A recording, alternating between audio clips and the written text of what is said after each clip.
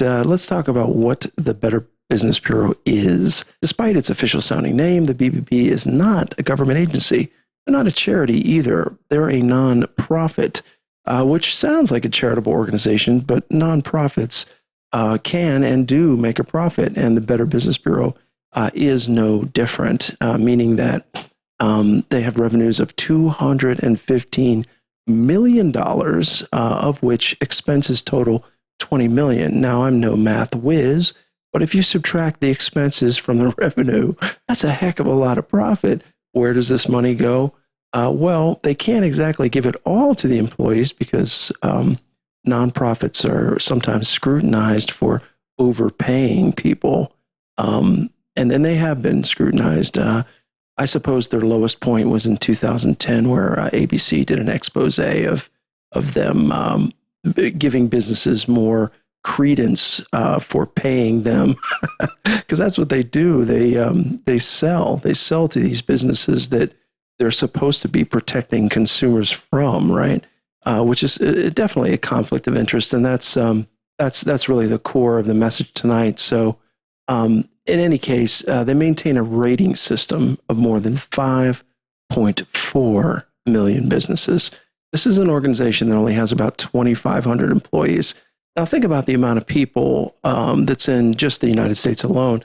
The BBB, or the Better Business Bureau, they claim to represent both the U.S. and Canada, U.S. having over 350 million people. So you can imagine with only 2,500 employees, I mean, even if their staff was the most effective in the universe, I mean, how likely is it that such a small staff would be able to represent you in any situation? But in any case, they use this rating system, and the ratings don't actually measure. This gets funnier as you read on, but the rating system they use doesn't measure how good a business is.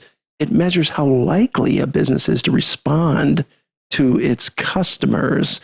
Now, I have to pause there and just say, getting back to my restaurant example, if you went on Yelp, people will tell you exactly what's up with the restaurant. They'll tell you what the food was like, what the service was like. They might even post pictures of the entree that they ordered. But here you have an organization that doesn't even really give you any information about the business, only how likely they are to respond to its customers.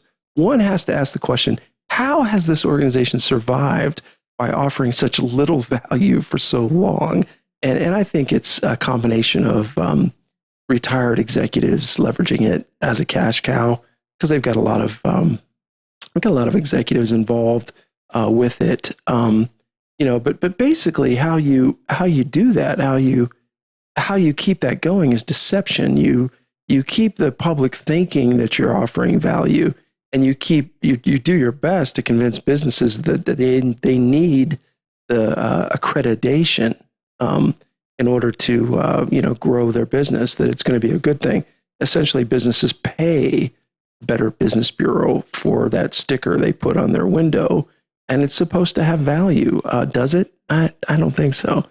Based on my research, an article back in 2017 where 20,000 contractors were surveyed, asking about just how important it was to be a part of the Better Business Bureau's rating system, to get accredited, so to speak, or pay the fee to get the sticker. And most of them said it just isn't with the internet. Here he essentially articulated it the best when he said, they're as irrelevant as the yellow pages. I have a friend that does sales for them. They're paid commission and pushed hard to sell people accreditation. In this day and age, they're just not relevant with the internet in existence and so many reviews elsewhere. Going back to my lovely cartoon here, where the internet and social media is like an asteroid heading toward a dinosaur, which is the Better Business Bureau. I don't know how much longer they can last without adding any value. I have information. As I said, when I was a kid, you could suck for a very long time. It would take people a long time to find out about it. But in today's information age, that's just not possible. But what is possible is for you to like and subscribe, because I've got some great information to share. I keep it under 5 minutes, and it'll add some value to your life, hopefully save you money, and keep you from getting screwed. And that's me. Don't get screwed. Have a good night. Like and subscribe.